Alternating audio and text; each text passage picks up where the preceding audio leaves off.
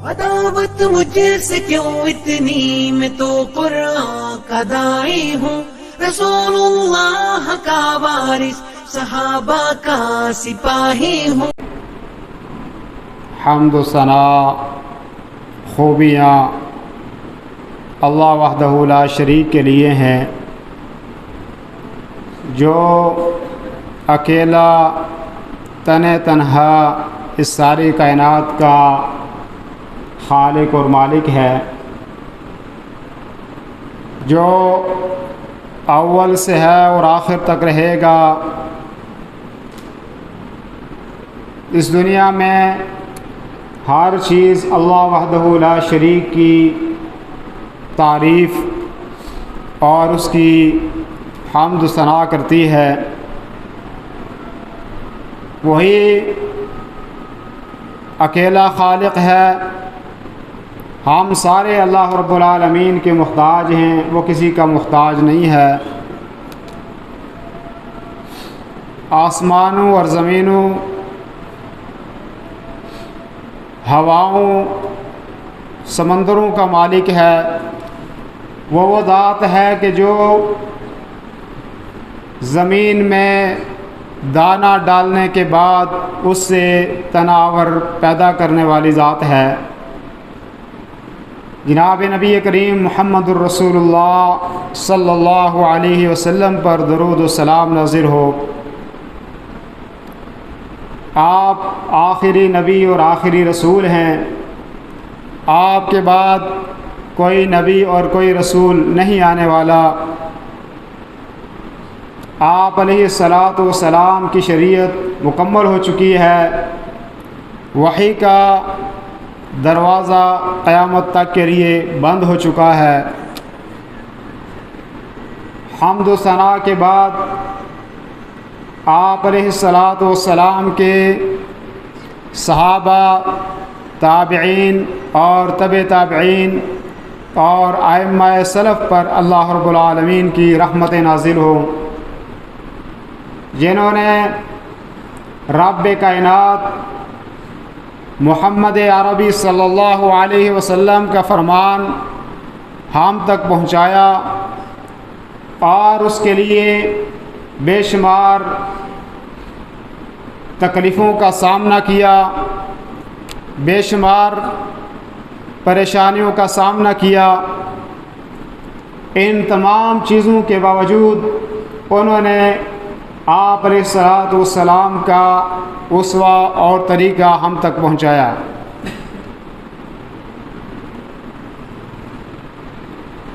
آج کا خطبہ جمعہ 2-3 چیزوں پر مبنی ہے،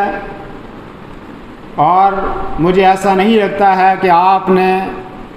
یہ چیزیں نہیں سنی ہوں گی یا آپ کے ذہنوں سے نہیں گزری ہوں گی، یا آپ کی توجہ کسی نے اس کی طرف مبذول نہیں کی ہوگی، لیکن وقت کے ساتھ پرانی چیزوں کی یاد دہانی کرنا، پرانی چیزوں کو دوبارہ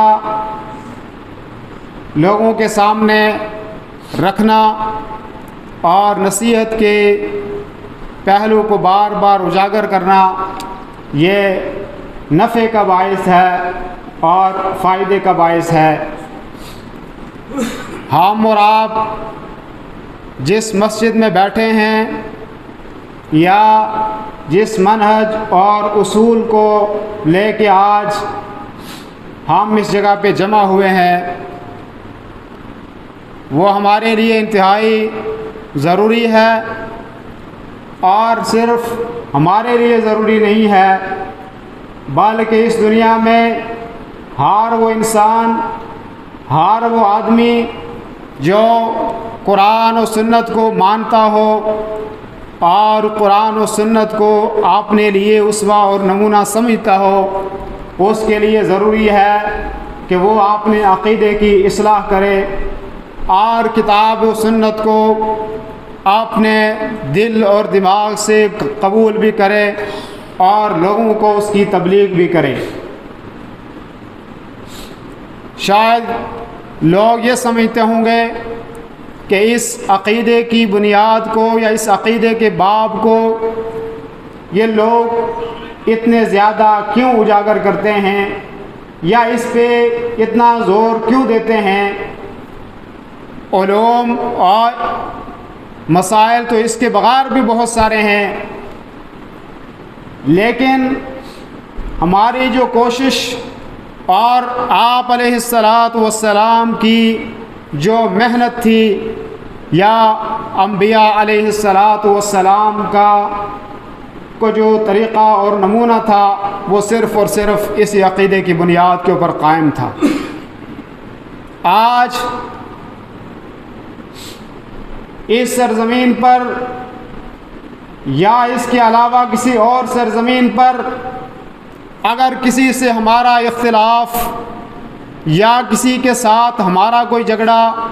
یا ہم سے کوئی یہ سمجھے کہ ان کے ساتھ ہمارا اختلاف ہے، تو ہمارا کسی کے ساتھ کوئی ذاتی اختلاف نہیں ہے، ہمارا کسی کے ساتھ ذاتی کوئی مسئلہ نہیں ہے، ہمارا کسی کے ساتھ لین دین کا کوئی مسئلہ نہیں ہے، ہمارا کسی کے ساتھ زمین و دولت کا مسئلہ نہیں ہے۔ اگر ہے تو وہ ہمیں کسی بھی کونے پہ پکڑ سکتا ہے اور ہم سے اس کا مطالبہ کر سکتا ہے،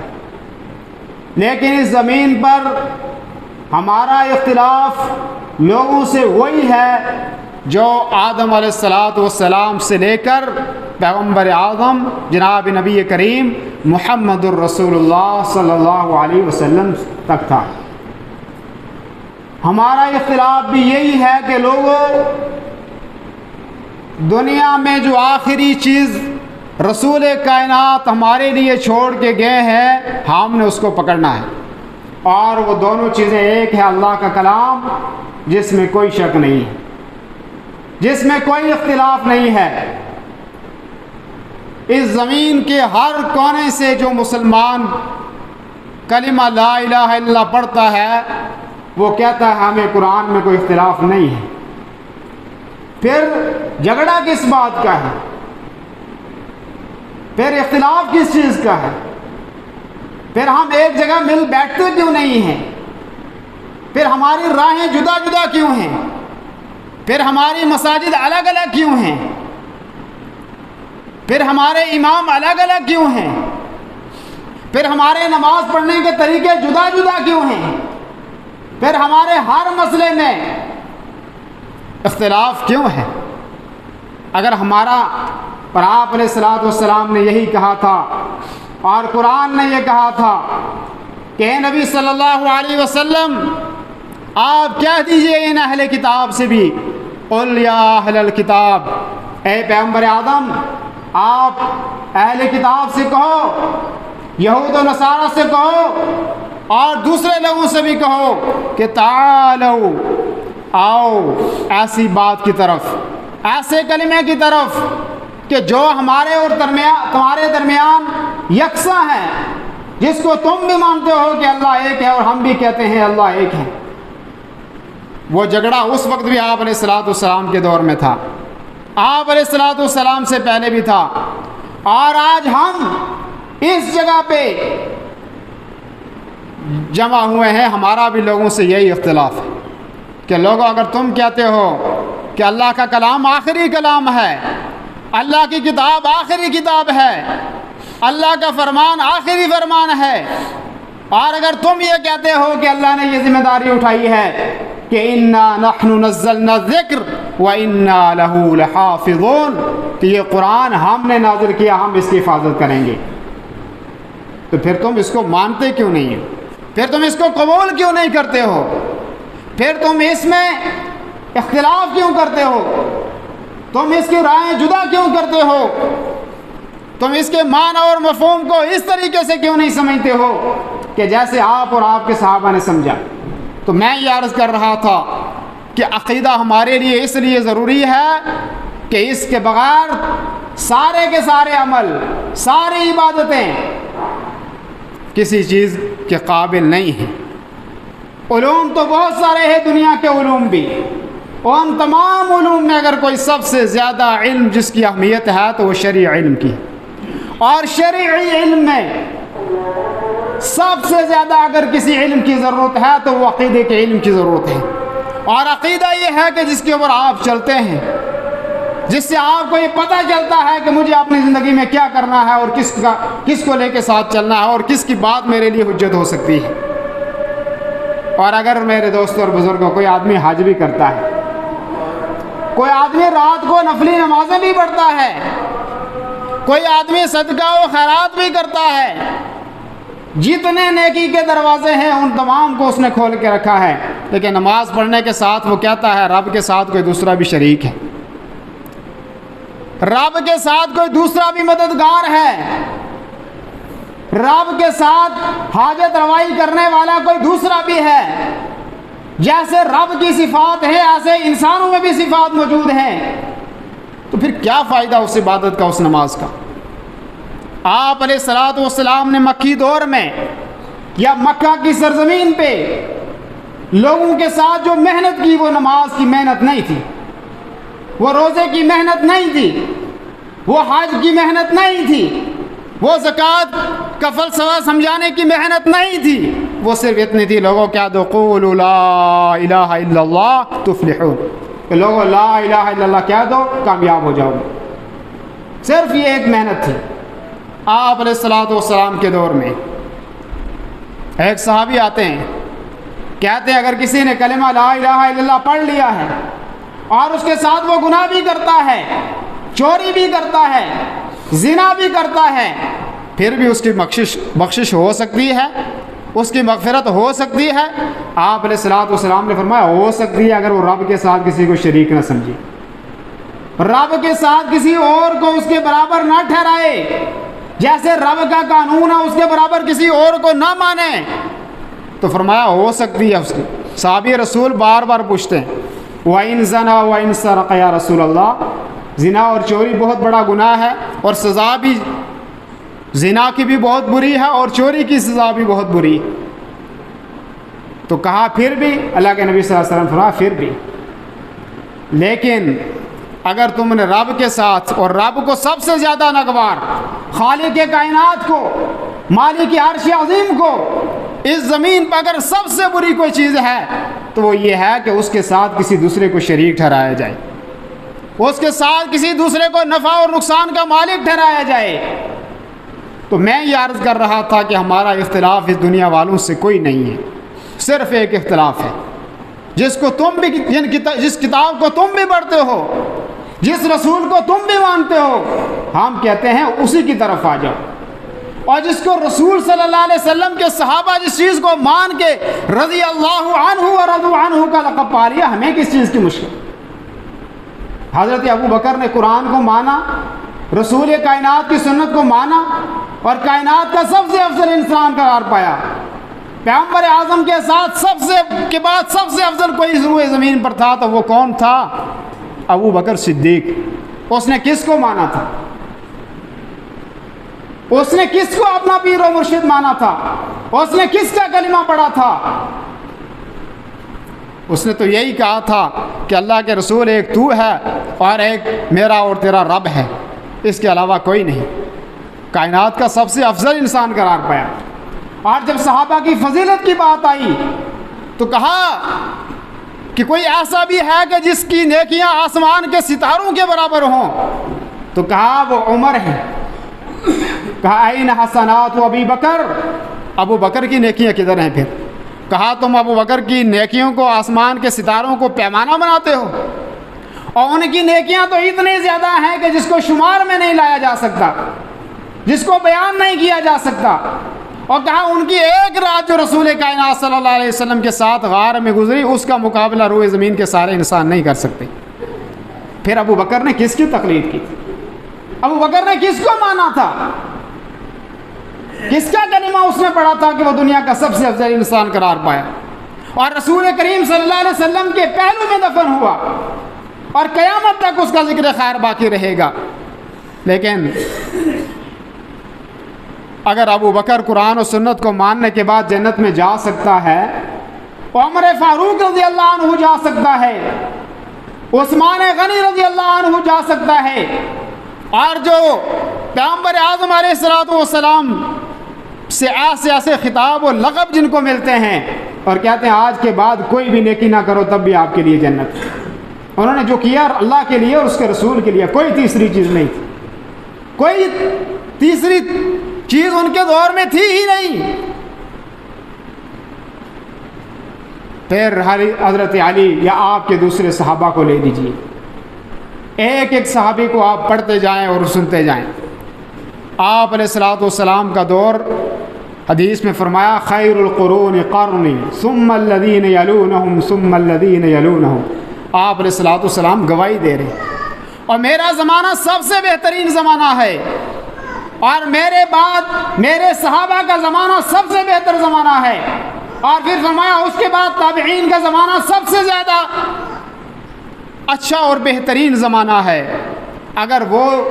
زمانے کے جن میں کوئی تقلید کا وجود نہیں تھا، کوئی کسی کو اپنا الگ سے امام نہیں مانتا تھا، ایک اللہ کو رب اور خدا اور اپنا مالک اور خالق سمجھتا تھا، اور ایک پیغمبر اعظم علیہ الصلوۃ والسلام کو اپنا نبی سمجھتا تھا، کوئی تیسری چیز نہیں تھی. ان کو جنت ملی یا نہیں؟ اور اگر آج ہم کہتے ہیں کہ ہم نے قرآن و سنت کو سمجھنا ہے تو ہم 1400 سال بعد کسی انسان کے کہنے پہ سمجھیں گے یا اس طرح سمجھیں گے کہ جیسے آپ علیہ الصلوۃ والسلام کے آپ کے صحابہ نے سمجھا. اور آپ علیہ الصلوۃ والسلام نے فرمایا کہ قرآن و سنت کو سمجھنے والے سب سے زیادہ کون تھے؟ آپ علیہ الصلوۃ والسلام کے صحابہ. آج بے شمار لوگ ہیں اور دن بدن آئیں گے، بے شمار افکار ہیں، بے شمار نظریات ہیں. اور آپ نے وہ حدیث تو سنی ہوگی کہ فرمایا آخری زمانہ ہوگا اور کچھ لوگ شراب کا نام بدل لیں گے، شراب کا نام بدل کر دوسرا نام دے کر اچھا لیبل لگا کے اس کو کہیں گے یہ تو پینے کی چیز ہے. جو چیزیں منع ہیں ان کے نام بدل دیں گے، چیزیں وہی رہیں گی، نقصان اس کا وہی ہے، لیکن لیبل اچھا لگانے سے وہ کہیں گے کہ اچھا ہو گیا. آج بھی ایسے لوگ موجود ہیں، کچھ سے پہلے بھی گزر گئے، کچھ آئیں گے بھی اور آنے والے بھی ہیں، جو نئے نئے مسائل نکالیں گے، جو کہیں گے ہماری سوچ اور ہماری فہم صحابہ کی فہم سے زیادہ ہے، ہم نے زیادہ سمجھا ہے ان مسائل کو. تو کیا ہم اور آپ مان لیں گے؟ ہم تو نہیں مانیں گے، اس لیے کہ ہم کہیں گے کہ ہم نے فہم سلف کے اوپر سمجھنا ہے، ہم نے قرآن و سنت کو ویسے سمجھنا ہے جیسے آپ علیہ الصلوۃ والسلام کے صحابہ سمجھے. اور یہی قرآن کریم کی آیت کریمہ میں نے تلاوت کی، فَإِنْ آمَنُوا بِمِثْلِ مَا آمَنْتُمْ فَقَدِ اهْتَدَوْا. اور اگر تم نے ہدایت پانی ہے تو تم نے ان کے مطابق ایمان لانا ہے جیسے صحابہ ایمان لائے، جیسا وہ ایمان لائے،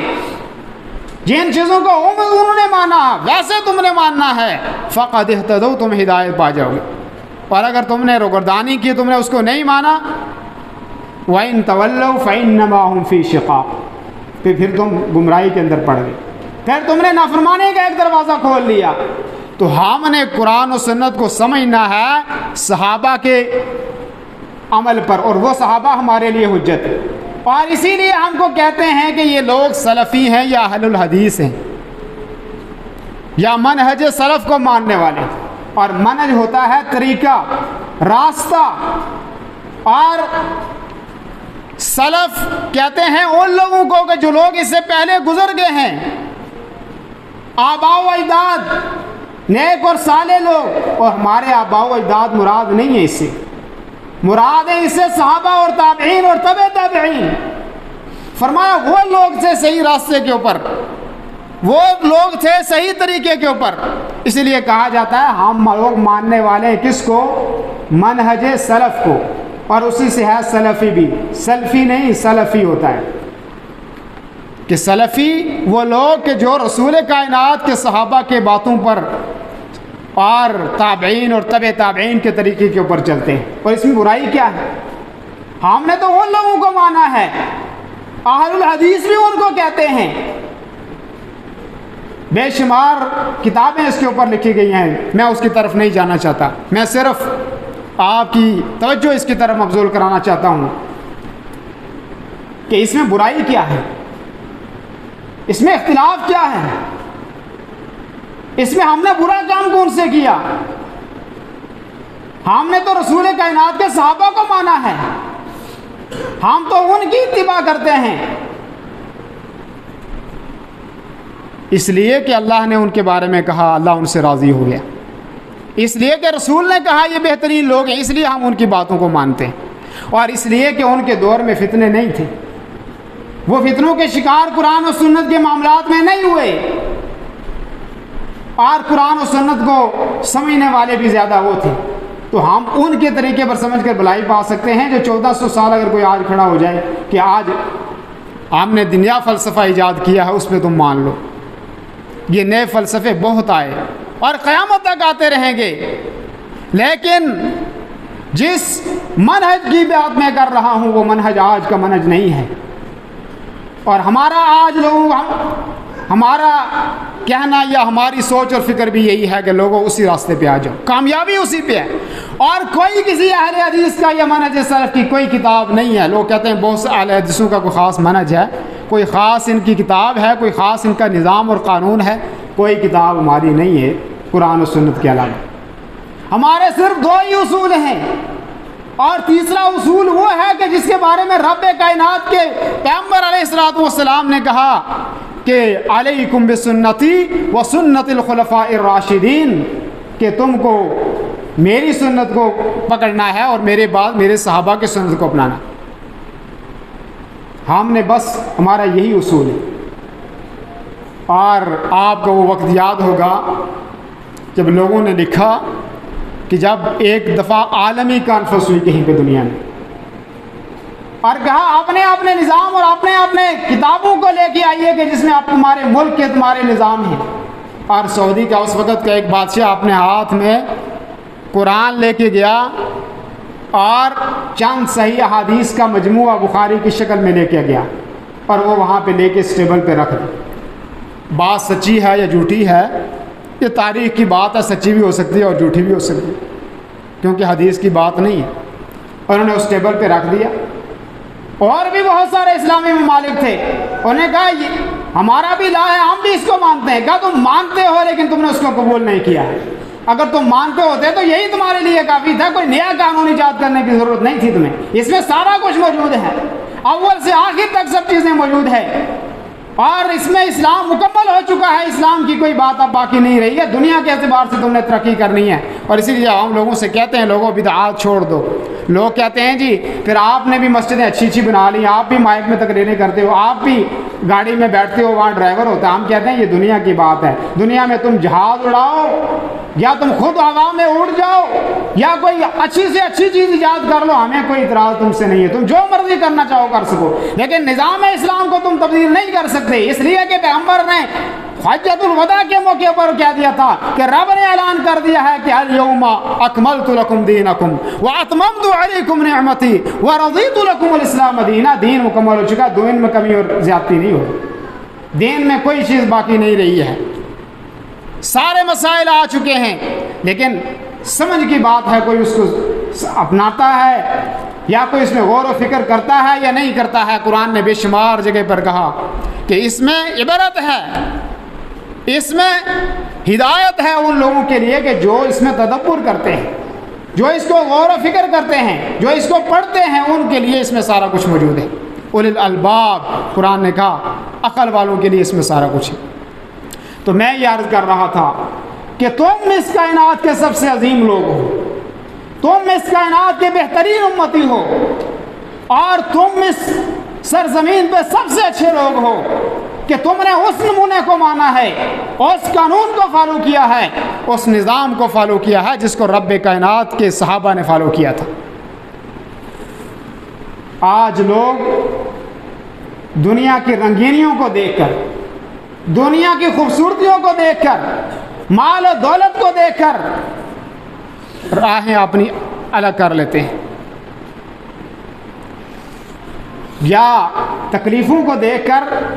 پریشانیوں کو دیکھ کر، غربت کو دیکھ کر یہ سمجھ لیتے ہیں کہ شاید ہمیں یہ طریقہ صحیح نہیں ہے۔ ہم نے تو آپ نے قربانیاں کیا دی، اتنا ہو گیا کسی نے گھر سے نکال دیا ہو، اتنا ہو گیا کسی نے کھانا اور پینا 1-2 دن کے لیے بند کر دیا ہوگا، لیکن تم صحابہ کو بھی تو دیکھو، مکہ سے اپنے گھروں سے نکال دیا ان کو، ان کی زمینیں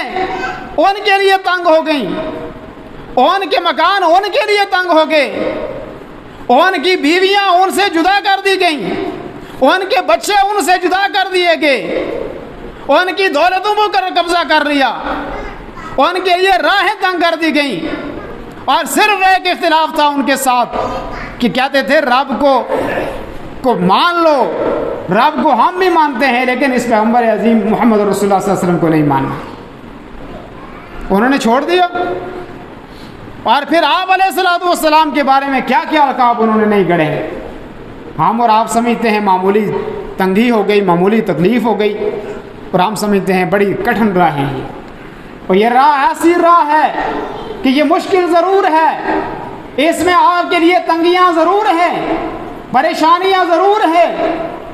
دجالوں سے مقابلہ کرنا آپ کو ضرور ہے، لیکن آپ کی اخروی راہ انشاءاللہ ہموار ہے۔ یہ میں نہیں کہتا، یہ آپ کے اور میرے نبی کہتے ہیں کہ جس نے میرے طریقے کے اوپر جو آدمی چلا، کہ جس کے اوپر ما انا علیہ و اصحابی، کہ جس پر آج میں ہوں یا میرے صحابہ ہیں، فرمایا وہ آدمی کامیاب ہونے والے۔ اور اسی لیے پیغمبر اعظم نے فرمایا تھا ترکت فیکم امرین، دو چیزیں میں تمہارے درمیان چھوڑ کے جا رہا ہوں۔ کوئی تیسری چیز کہی تھی؟ کوئی تیسری چیز چھوڑ کے جا رہا ہوں؟ کوئی تیسری چیز نہیں کہا دو چیزیں چھوڑ کے جا رہا ہوں، ایک کتاب اللہ ہے اور ایک سنت رسول ہے۔ کامیابی کی دلیل یہی دو چیزیں ہیں، اور دین بھی یہی ہے۔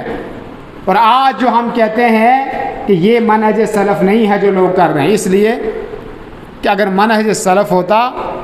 تو پھر ہم کو سب کو کہنا پڑے گا یہ صحیح ہے۔ جس نے پیغمبر اعظم علیہ الصلوۃ والسلام کے اور آپ کے ایک لمبے عرصے کے بعد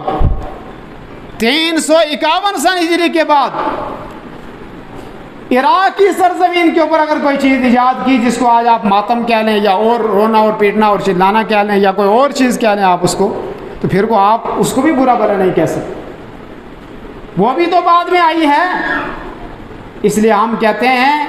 کہ جو آپ علیہ الصلوۃ والسلام کے صحابہ کے بعد برائی جو شروع ہوئی ہے وہ منہج سلف نہیں ہے۔ منہج سلف وہی تھا جو آپ علیہ الصلوۃ والسلام کے صحابہ کے دور میں تھا، اور ان لوگوں کو ہم نے ماننا ہے، اور قرآن کو بھی اسی طریقے سے ماننا ہے جیسے ان لوگوں نے سمجھا اور جیسے ان لوگوں نے مانا۔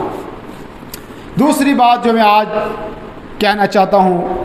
وہ یہ ہے کہ آپ جانتے ہیں کہ یہ محرم الحرام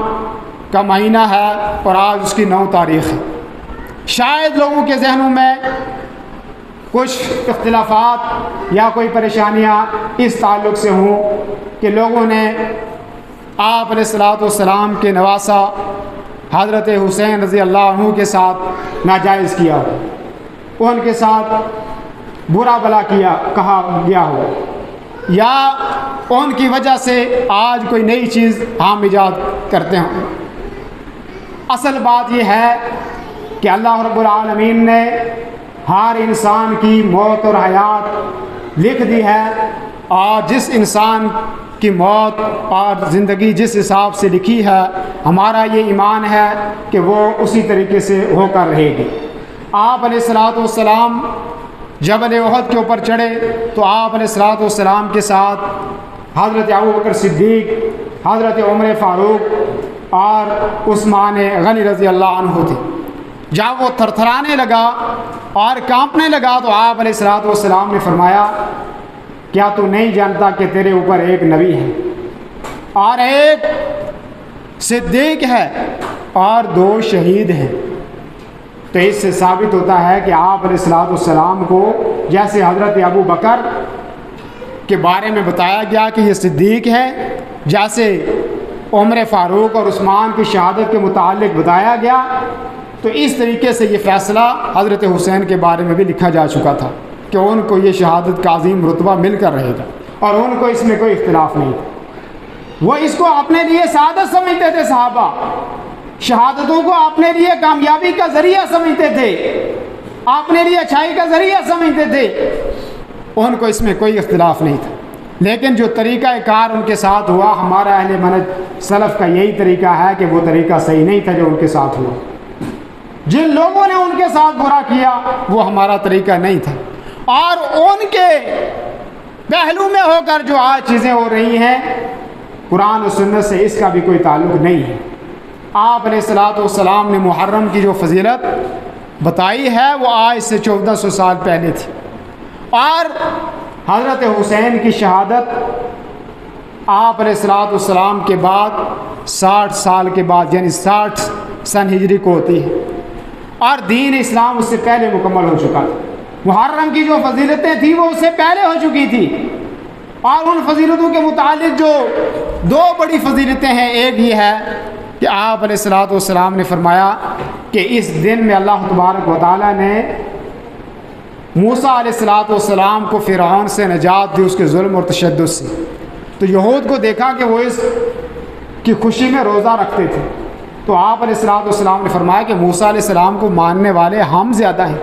ہم زیادہ اس چیز کے حقدار ہیں کہ ہم موسیٰ علیہ الصلوۃ والسلام کو مانیں۔ تو کہا کہ اس خوشی میں ہم بھی روزہ رکھیں گے، اور فرمایا کہ ہم روزہ رکھیں گے لیکن ہم یہود کی مخالفت کریں گے، اور مخالفت اس انداز سے کریں گے، فرمایا کہ ہم 9 تاریخ کو 10 کے ساتھ ملا کے رکھیں گے، اور بعض علماء نے کہا کہ 10 کو 11 کے ساتھ بھی ملا کر رکھا جا سکتا ہے۔ اور آپ علیہ الصلوۃ والسلام نے جو خواہش ظاہر کی تھی، فرمایا کہ اگر مجھے اللہ تعالیٰ نے زندگی دی تو آئندہ سال میں 9 محرم کا بھی روزہ رکھوں گا۔ تو اس سے زیادہ یہ بہتر ہے کہ 9 محرم الحرام کا اور 10 کا روزہ رکھا جائے۔ فضیلت کیا ہے؟ آپ علیہ الصلوۃ والسلام نے فرمایا کہ مجھے اللہ کی بارگاہ میں یہ امید ہے اور یہ توقع ہے کہ اللہ رب العالمین اس روزہ رکھنے کی وجہ سے 1 سال جو پیچھے گزر گیا اس کے گناہ معاف کر دے۔ کتنی بڑی فضیلت ہے، اور یہ حضرت حسین رضی اللہ عنہ کی شہادت سے پہلے ہے، بعد کی نہیں، یہ پہلے کی فضیلت ہے۔ تو آج مسلمانوں کا عمل کیا ہونا چاہیے اس دن میں؟ وہ روزے کا عمل ہونا چاہیے، وہ روزہ رکھنا چاہیے۔ اور روزے سے بڑھ کر عبادت کون سی ہے کہ جو اسلام کے ارکان میں سے ایک رکن ہے روزہ رکھنا، اور یہ نفلی روزہ ہے۔ آپ نے ساتھ فرمایا جو ایک دن بھی نفلی روزہ اللہ کی بارگاہ میں رکھتا ہے 70,000 دن وہ جہنم سے دور ہو جاتا ہے۔ یہ ایک روزے کی فضیلت ہے۔ تو جب 2 روزہ آپ رکھیں گے، اور پھر جمعہ کا دن اگر آج ہو تو کسی نے رکھا ہو جس دن میں دعائیں بھی قبول ہوتی ہیں انسان کی، اور افضل ترین دن ہے ہفتے کے دنوں میں، تو ایک کام تو یہ ہم نے کرنا ہے، اور دوسرا کام یہ ہم نے کرنا ہے کہ اس کے تعلق سے جتنی بدعات ہمارے ذہنوں میں آج رسومات موجود ہیں ان تمام کا ہم نے نہ ان میں مشارکت کرنی، اور نہ اس کا حصہ بننا ہم نے، اور نہ ہم نے اس کو دیکھنا اور سننا، اور نہ ہمارے گھروں میں اس کا کوئی اہتمام ہونا چاہیے۔ جب آپ علیہ الصلوۃ والسلام روزہ رکھتے تھے تو پھر دیگیں پکتی تھی اس دن میں، کون کھاتا تھا اگر دیگیں پکتی تھی اس دن؟ اگر آپ علیہ السلام اور آپ کے صحابہ روزہ رکھتے تھے تو پھر سبیلیں کون لگاتا تھا اس دن؟ کوئی لگاتا تھا سبیلیں اس دن؟ اور پھر نفع اور نقصان کا مالک اللہ تبارک و تعالیٰ کی ذات ہے۔ یہ جتنی چیزیں گھوڑا اور جتنی چیزیں دنیا میں موجود ہیں یہ ہمارے نفع کے لیے اللہ تعالیٰ نے بنائی۔ کیا اس کے نیچے سے گزرنے سے ہمارے گناہ معاف ہو جائیں گے، ہمیں شفا مل جائے گی؟ تو بتاؤ مسلمانوں، کوئی ہے اس میں کوئی سمجھ میں آنے والی بات ہے؟ حجر اسود کو ہاتھ لگانے سے گناہ معاف نہیں ہوتے۔ حضرت عمر رضی اللہ عنہ نے فرمایا جب اس کو بوسہ دے رہے تھے، فرمایا انی اعلم انک حجر لا تضر ولا تنفع، جانتا ہوں نہ نفع دے سکتا ہے نہ نقصان تو دے سکتا ہے، میں اس لیے تجھ کو بوسہ دے رہا ہوں کہ رسول کائنات نے تجھ کو بوسہ دیا تھا، اور میں نہیں سمجھتا کہ تو نفع و نقصان دینے والا ہے۔ تو جب حجر اسود نفع و نقصان کا مالک نہیں ہے، جبل صفا نفع و نقصان کا مالک نہیں ہے، جبل احد نفع و نقصان کا مالک نہیں ہے، خانہ کعبہ کی در و دیوار مقام ابراہیم نفع و نقصان کا مالک نہیں ہے، تو ایک جانور کیسے نفع و نقصان کا مالک ہو سکتا ہے؟ اور شفا اللہ کی ذات دینے والی ہے، صحت و تندرستی اللہ کے ہاتھ میں ہے، الا یہ کہ جو چیزیں آپ علیہ الصلوۃ والسلام نے یا قرآن نے حلال کی ہیں اس کے استعمال میں کوئی گناہ نہیں ہے۔ فرمایا شہد میں اللہ نے شفا رکھی ہے اس کو استعمال کرو ضرورت کے مطابق، زمزم میں اللہ نے شفا رکھی ہے اس کو پیو آپ جتنا آپ پی سکتے ہو، اور فرمایا ماء زمزم لکل ماء، ہر اس چیز کے لیے ہے جس کی آپ نیت کرتے ہو، جس نیت سے آپ اس کو پیتے ہو اس کے لیے اللہ تعالیٰ آپ کو شفا دے گا۔ زیتون کے تیل آپ استعمال کرتے ہو، فرمایا اس میں اللہ نے شفا رکھی ہے، اس کو آپ استعمال کر سکتے ہو۔ کلونجی کے دانے میں فرمایا ہر بیماری سے شفا ہے موت کے علاوہ، اس کو آپ استعمال کر سکتے ہو، جو جائز چیزیں میں بتا رہا ہوں کہ جو چیزیں شریعت نے جائز کی ہیں اور حلال کی ہیں۔ اس کے علاوہ یہ سارے دنیا میں حیوان، انسان، جبل، حجر، شجر، جو بھی چیزیں ہیں یہ انسان کے نفع کے لیے، یہ کسی کے نفع اور نقصان کے مالک نہیں ہے کہ کوئی آدمی سمجھے کہ مجھے اس سے شفا ہو جائے گی یا مجھے اس سے کچھ مل جائے گا۔ تو یہ طریقہ آپ علیہ الصلوۃ والسلام کا یا آپ کے صحابہ کا نہیں تھا۔ رہی بات حضرت حسین رضی اللہ عنہ کی شہادت کے تعلق سے، ان کے ساتھ جو بھی کیا، جس نے بھی کیا وہ ناجائز تھا۔ اور آپ علیہ الصلوۃ والسلام کے صحابہ میں کبار اور اجلیہ صحابہ مدینہ منورہ کے دور میں مسجد نبوی صلی اللہ علیہ وسلم کی امامت جنہوں نے سنبھالی ہوئی تھی، عبداللہ بن عمر ہیں، عبداللہ بن عباس ہیں، عبداللہ بن زبیر ہیں اور عبداللہ ابن مسعود ہیں، بڑے بڑے صحابی وہاں پہ موجود ہیں جنہوں نے اس وقت کا جو حکمراں تھا وہ غلط یا صحیح تھا اس کو مانا، اس کے ہاتھ پہ بیعت کی تھی۔ اور حضرت حسین رضی اللہ عنہ کو بھی انہوں نے مشورہ دیا تھا کہ آپ اس کو مان لو، آپ اس پہ بیعت کر لو، اور آپ نے کہا کہ میں اس کے لیے مہلت دیتا ہوں۔ مدینہ منورہ کے گورنر نے ان کو مہلت دی، وہ مکہ مکرمہ تشریف لے گئے۔ مکہ مکرمہ تشریف لے جانے کے بعد وہاں جب پہنچے تو وہاں ایک صحابی گورنر مکہ کے پاس جاتے ہیں، وہ کہتے ہیں آپ نبی کریم صلی اللہ علیہ وسلم کے نواسے کو یہاں پناہ دے دو، ان کو مجبور نہ کرو کسی بات پہ۔ تو انہوں نے کہا کہ میری طرف سے ان کے لیے سارے راستے کھلے ہیں، کوئی دروازہ بند نہیں ہے۔ کہا اگر آپ مناسب سمجھیں تو کسی چیز پہ لکھ کے ان کو دے دیں تاکہ وہ سمجھے کہ واقعتاً مجھے کوئی پریشانی نہیں ہوگی، امان مل گئی ہے۔ اور کہا تم لکھ کے لے آؤ، جو صحابی ان کے پاس آئے کہا تم لکھ کے لے آؤ، جو تم نے لکھنا ہے تم لکھ کے لے آؤ، میں اس پہ اوپر اسٹیمپ لگا کے دے دوں گا۔ صحابی لکھ کے لے آیا، دے دیا، کہا ان کو امان ہے، کوئی تنگ کرنے والا نہیں ہے، کوئی ان کے ساتھ برا کرنے والا نہیں ہے۔ اور اس کے بعد جب لکھ لیا تو کہا آپ ہی بات گورنر مکہ سے کہا آپ ہی پہنچا دیجئے، شاید ان کو یہ لگے کہ واقعتاً یہ کسی رسمی کوئی چیز آئی ہے، یعنی کوئی نظامی اور قانون کے مطابق کوئی چیز آئی ہے۔ تو انہوں نے وہاں بھی دیا، انہوں نے کہا نہیں میں جانا چاہتا ہوں اور مجھے وہاں کے لوگوں نے بلایا ہے، اور یہ بھی نہیں تھا کہ مجھے وہاں پہ واقعتاً خلافت مل جائے گی میں اس لیے جا رہا ہوں۔ کہا مجھے بلایا ہے ان لوگوں نے، میں جانا چاہتا ہوں، ان لوگوں سے ملاقات کرنا چاہتا ہوں۔ اور پھر آپ نے سفر باندھا، آپ کے ساتھ آپ کے کچھ اہل و عیال بھی تھے، اور اس ارادے اور اس قصد وہاں پہ نہیں گئے تھے کہ ہم نے وہاں پہ کوئی جنگ لڑنی ہے یا ہم نے کوئی وہاں پہ جا کے مقابلہ کرنا ہے، اس قصد اور ارادے سے کوئی نہیں گیا تھا۔ اور اگر جاتے تو صحابہ کرام رضوان اللہ علیہم اجمعین میں بڑے بڑے صحابہ اس وقت موجود تھے۔ کہا آپ نہ جائیں اس سرزمین پہ، آپ وہاں پہ نہ جائیں، آپ کے والد کے ساتھ ان لوگوں نے انصاف نہیں کیا، اچھا نہیں کیا، آپ وہاں پہ نہ جائیں، آپ یہاں پہ رہ جائیں، یہ امن والی جگہ ہے۔ انہوں نے کہا مجھے صرف جانا ہے، ملک یہ بھی ہے وہ بھی ہے، اسلامی ملک ہے، میں وہاں چلا جاؤں گا، اس میں کیا حرج ہے۔ اور میرے ساتھ تو انہوں نے خطوط لکھے ہوئے، روایتوں میں آتا ہے اتنے سارے خطوط اہل کوفہ والوں نے لکھے تھے کہ جو گھوڑوں پہ لاد کے حضرت حسین وہاں سے لے گئے، اتنے سارے خطوط انہوں نے لکھے تھے۔ آپ نے اپنا سفر باندھا، لمبا سفر کرنے کے بعد عراق کی سرزمین پر آپ پہنچتے ہیں، اور عراق کی سرزمین پر پہنچنے کے بعد بھی جب آپ نے دیکھا کہ ان کے بھائی مسلم بن عقیل کو شہید کر دیا گیا ہے، وعدہ خلافی ہو گئی ہے، اور اس وقت بھی آپ نے کہا کہ آپ میرے جانے کا ارادہ نہیں ہے، لیکن ان کے بھائیوں نے کہا کہ ہمارا بھائی تو قتل شہید کر دیا گیا ہے اور اب ہم تو ہمارے لیے وہاں جانا ضروری ہے۔ بار آپ وہاں پہ گئے، اور آپ کا ارادہ وہاں جانے کے بعد بھی یہ نہیں تھا کہ میں نے کوئی جنگ کرنی ہے یا میں نے ان کے ساتھ لڑنا ہے، اور نہ اس گورنر کا یہ ارادہ تھا کہ یزید کا کہ ان کے ساتھ برا ہو۔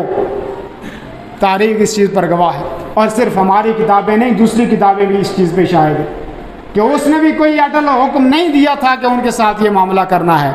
اور بلکہ جب اس کی اطلاع ملی تو اس نے اس بات کو ناگوار سمجھا اور برا سمجھا اس چیز کو کہ ان کے ساتھ جو ہوا ہے یہ ناجائز ہوا ہے، ان کے ساتھ ایسا نہیں ہونا چاہیے تھا، اس نے ان کے ساتھ برا ہوا ہے۔ لیکن میں یہ کہتا ہوں ان کے ساتھ بھی برا ہوا، اور ہمارا یزید کے ساتھ یہ اختلاف ہے کہ ہم اس کو نہ کہتے ہیں وہ نبی ہے، نہ کہتے ہیں صحابی ہے، اور نہ کہتے ہیں ولی ہے، اور نہ اس کو برا کہتے ہیں اور نہ اس کو اچھا کہتے ہیں۔ امام مالک رحمہ اللہ کہتے ہیں یزید ممن لا نسبہ ولا نحبہ، نہ ہم کہتے ہیں گالیاں دیتے ہیں اور نہ ہم اس کی تعریف بیان کرتے، ہم نہیں کہتے کہ بہت اچھا آدمی تھا یا برا تھا۔ اگرچہ بعض روایتوں میں آتا ہے کہ قسطنطنیہ کا جو جیش کیا، جو علاقہ وہاں پہ فتح ہوا، جس کو جنت کی بشارت دی گئی تھی اس لشکر کو، اور کہتے ہیں کہ اس لشکر کا یزید سپہ سالار تھا، اگرچہ یہاں تک روایتوں میں موجود ہے۔ لیکن میرے کہنے کا مقصد یہ ہے کہ اس کے عوض میں یہ جو ہوا، اس کے بدلے میں صحابہ کو طعن و تشریح کرنا، ان کو برا بھلا کہنا، ان کے اوپر فتوے لاگو کرنا، یہ کون سا انصاف ہے؟ اور وہ بہرحال میں نے کہیں جگہ پہ یہ کہا ہے کہ بلا بتاؤ حضرت ابوبکر صدیق کا اس میں کیا قصور تھا، ان کا اس میں کیا لین دین تھا کہ جو آپ سے 50 سال پہلے فوت ہو گئے۔ حضرت ابوبکر اس واقعے سے 50 سال پہلے جو ہے وہ دنیا سے چلے گئے، ان کا کیا قصور تھا اس مسئلے میں؟ تم ان کو کیوں برا بھلا کہتے؟ عمر فاروق کا کیا قصور ہے کہ جو 40 سال پہلے اس دنیا سے چلے گئے، اس واقعہ ہونے سے پہلے چلے گئے؟ حضرت عثمان غنی کا کیا قصور تھا کہ جو 26 سال پہلے اس دنیا سے چلے گئے؟ ان کا کوئی قصور اس میں نہیں تھا، وہ اس میں شامل نہیں تھے۔ اور اگر آپ یہ کہتے ہیں کہ ان کے ساتھ ناانصافی ہوئی، ہم تو یہ بھی کہتے ہیں کہ عمر فاروق کے ساتھ بھی ناجائز ہوا۔ ایک آدمی نماز پڑھ رہا ہے اور رسول کائنات کی مسجد میں امامت کروا رہا ہے، اور اس کے ساتھ کوئی نماز کی حالت میں آ کے اس کو شہید کرتا ہے، تو یہ بھی تو اچھا نہیں ہوا۔ پھر اس کے لیے بھی ہمیں دن منانا چاہیے، اس کے لیے بھی ہمیں جلسے اور جلوس کرنے چاہیے۔ اور پھر عثمان غنی رضی اللہ عنہ کی شہادت بھی جو ہوئی، ان کے ساتھ بھی انصاف نہیں ہوا۔ جن لوگوں نے ان کی شہادت کی اور ان کا بھی محاصرہ کیا، ان کو بھی گھروں کے اندر قید کیا گیا، اور اتنا زیادہ ان کو ستایا گیا اور اتنا زیادہ تنگ کیا گیا ان کو، یہاں تک کہ آپ کو گھر کے اندر محصور کر دیا گیا، اور یہاں تک کہ جب گھر کے اوپر سے چھلانگ لگا کے ان کو شہید کیا گیا تو قرآن کریم کی تلاوت کر رہے تھے اور پڑھ رہے تھے فَسَيَكْفِيكَهُمُ اللَّهُ، کہ اللہ آپ کے لیے کافی ہو گیا۔ ان کا کیا قصور تھا؟ پھر تو ہم سارے صحابہ کا ہمیں احترام کرنا چاہیے۔ تو بہرحال میرے کہنے کا مقصد یہ ہے کہ جو اس تعلق سے آج ہمارے معاشرے میں جو چیزیں موجود ہیں، اسلام اور مسلمانوں کا اس کے ساتھ کوئی تعلق نہیں ہے، اور جو محرم اور حرام کی فضیلت ہے وہ آپ علیہ الصلوۃ والسلام کے دور اور آپ علیہ الصلوۃ والسلام سے پہلے بھی تھی اور آج بھی ہے اور قیامت تک یہ فضیلت رہے گی۔ ہمیں کسی بھی انتشار اور کسی بھی ایسی چیز کا حصہ نہیں بننا چاہیے جس کو آپ اور آپ کے صحابہ نے نہ کیا ہو، اور اگر اس میں کوئی بھلائی اور اس میں اگر کوئی کامیابی ہوتی تو آپ علیہ الصلوۃ والسلام اور آپ کے صحابہ اس کو ضرور کرتے۔ ہمارا جو منہج اور ہمارا جو طریقہ ہے وہ ہے اللہ کی کتاب اور اس کے رسول صلی اللہ علیہ وسلم کا طریقہ، اور اس کو ہم کو مضبوطی کے ساتھ تھامنا ہے اور اس کو پکڑنا ہے، اور یہی ہمارے لیے دنیا میں بھی کامیابی کا ذریعہ ہے اور آخرت میں بھی کامیابی کا ذریعہ ہے۔ اور صرف اس کو پکڑنا ہی نہیں ہے بلکہ ہم نے کائنات کے ہر اس انسان کو اس کی دعوت دینی ہے کہ تم اللہ اور اس کی کتاب کو اپناؤ اور اس کو مانو، اور ماننے کے بعد اس پر عمل بھی کرو اور اپنی دنیا بھی بہتر بناؤ، اور آپ علیہ الصلوۃ والسلام کے نقش قدم پر چلنے کے بعد بھی اس نیکی اور اس ثواب کا ذریعہ بھی بنو۔ اللہ رب العالمین ہمیں کتاب و سنت پر چلنے کی توفیق عطا فرمائے، اور آپ علیہ الصلوۃ والسلام کے صحابہ کو اپنے لیے اسوہ اور نمونہ بنانے کی توفیق عطا فرمائے۔ اللہ رب العالمین ہمیں ہر قسم کے انتشار اور اختلاف سے اللہ رب العالمین ہماری حفاظت فرمائے۔ اللہ رب العالمین ان لوگوں کو جزائے خیر عطا فرمائے کہ جن لوگوں نے اس مسجد اور اس کے بنانے میں